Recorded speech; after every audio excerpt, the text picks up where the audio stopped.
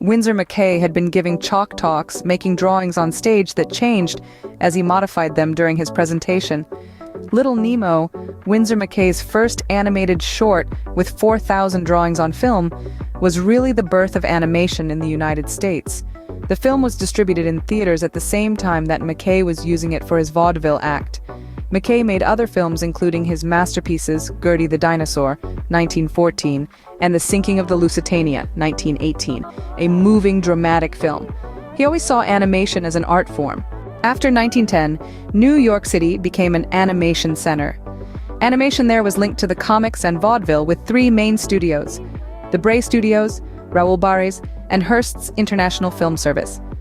Around 1913, John Randolph Bray, a newspaper cartoonist, made what's considered to be the first commercial cartoon.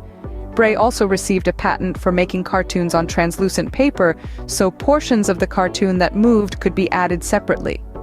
Celluloid cell was mentioned in his patent, and it later transformed the animation industry. In 1914, Earl Hurd, a former newspaper cartoonist, patented the same techniques that are used in traditional animation today.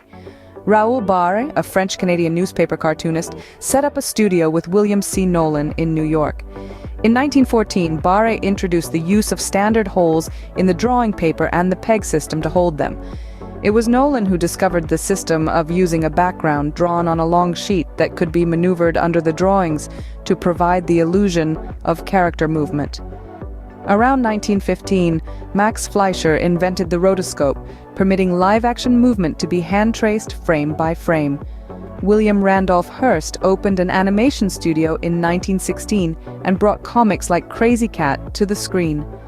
Although Hearst closed his studio after only 2 years, it was responsible for training a number of important animators.